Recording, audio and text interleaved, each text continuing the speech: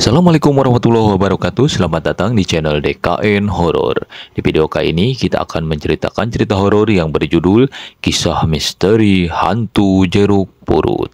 Sebelum kita mulai ke ceritanya, buat teman-teman yang belum menekan tombol like and subscribe-nya, silahkan tekan tombol like and subscribe dulu ya, biar tidak ketinggalan cerita terbaru dari channel DKN Horor. Oke, nggak usah berlama-lama lagi, langsung kita mulai ceritanya. Malam itu, langit di atas Jakarta nampak kelam, seakan menyembunyikan rahasia yang tak ingin diketahui manusia. Makam Jeruk Purut yang terkenal angker menjadi tempat yang ditakuti warga sekitar. Tidak hanya karena keheningannya, tapi juga kisah-kisah seram yang menyelimuti tempat itu. Banyak yang mengaku melihat sosok hantu pastor tanpa kepala yang membawa lentera. Namun, ada satu kisah lain yang jarang diketahui. Kisah seorang perempuan bernama Ratna. Ratna adalah seorang mahasiswa yang hobi berburu cerita horor. Baginya, kengerian adalah candu. Dia sering datang ke tempat-tempat angker hanya untuk memuaskan rasa penasarannya.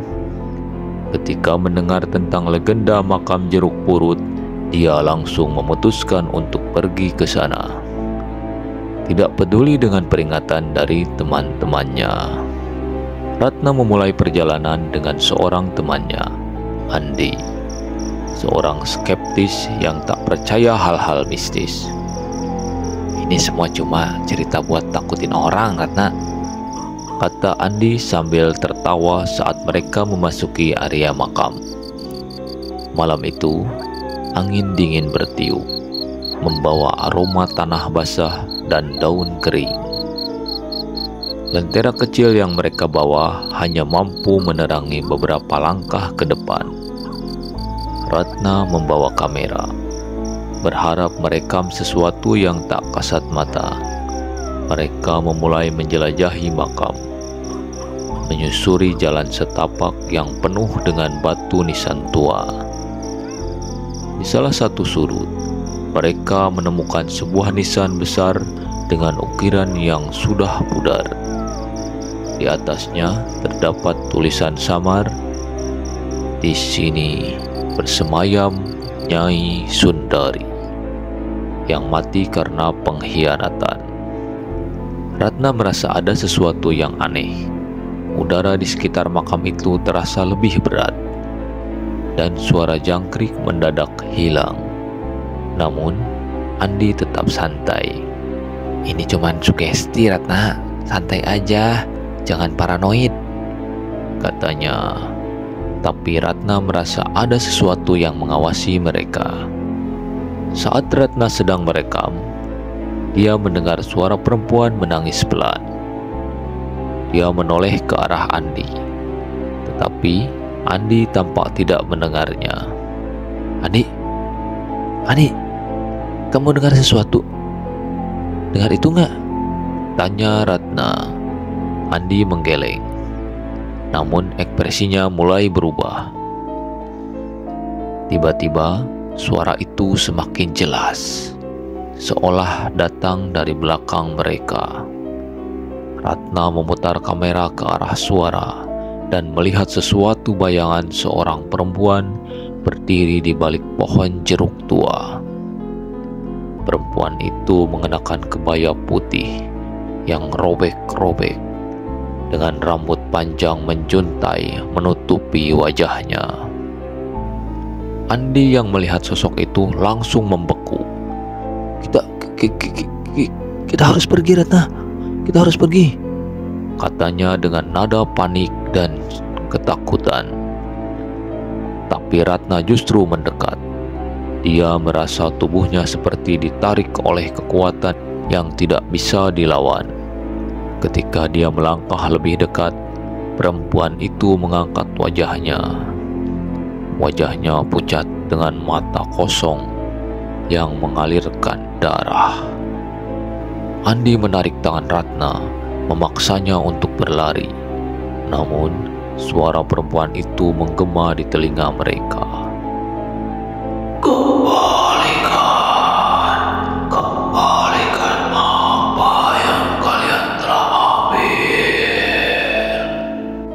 Setelah berhasil keluar dari makam, Ratna dan Andi terengah-engah. Namun, rasa penasaran Ratna belum hilang. Dia mulai mencari tahu tentang makam itu. Dari seorang penjaga makam tua, dia mendengar cerita tentang Nyai Sundari, seorang perempuan yang pernah tinggal di kawasan Jeruk Purut pada zaman kolonial. Nyai Sundari adalah istri seorang bangsawan Belanda.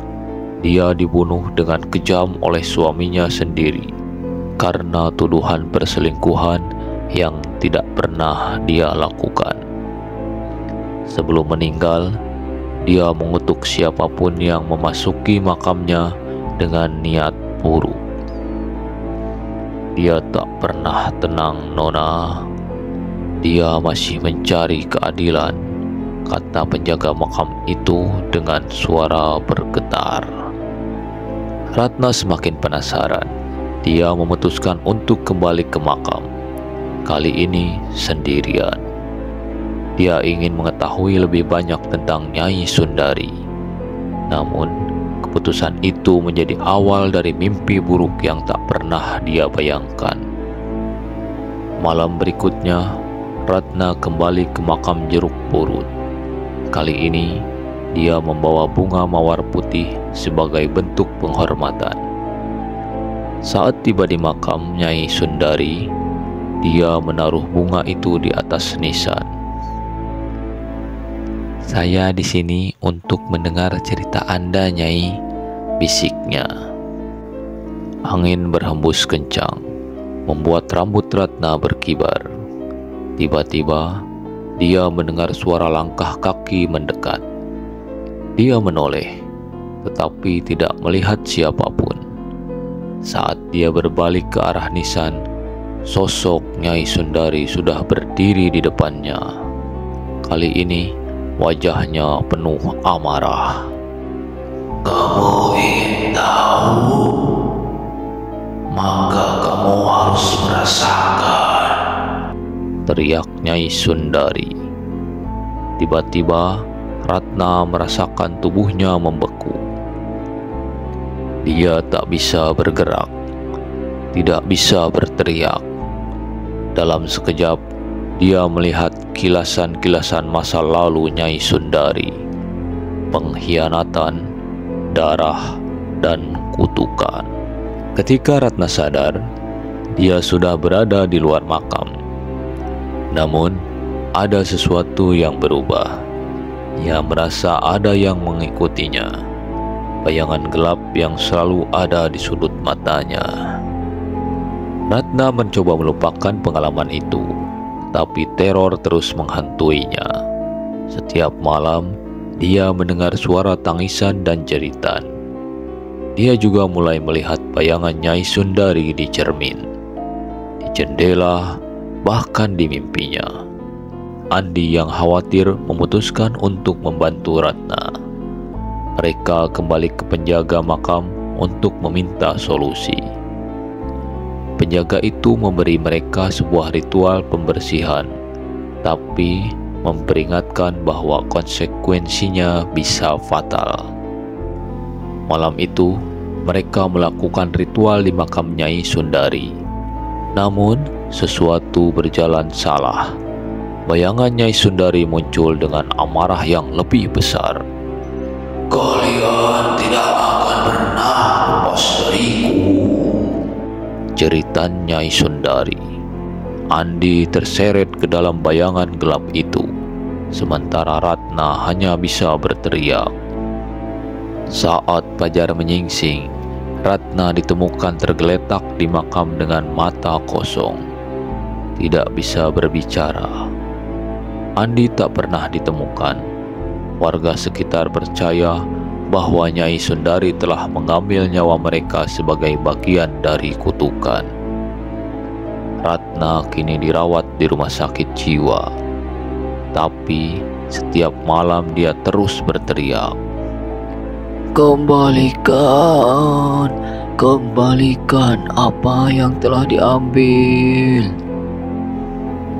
Tidak ada yang tahu apa yang sebenarnya terjadi malam itu. Tetapi satu hal pasti, kutukan makam jeruk purut masih terus berlanjut. Oke teman-teman, demikian dulu untuk cerita horor kali ini. Semoga bisa menghibur dan membuat bulu kuduk Anda berdiri. Sampai jumpa di cerita horor berikutnya. Jangan lupa untuk like and subscribe channel DKN Horor. Wassalamualaikum warahmatullahi wabarakatuh. Adios, permios.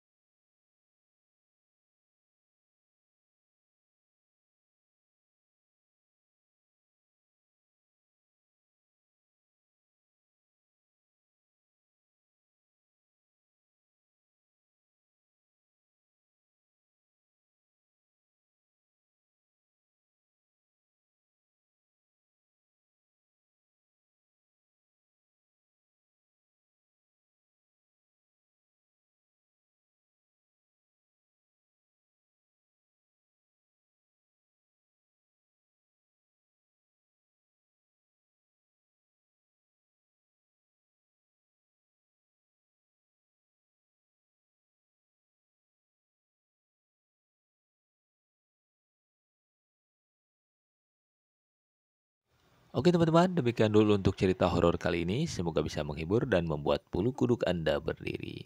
Sampai jumpa di cerita horor berikutnya. Jangan lupa untuk like and subscribe channel DKN Horor.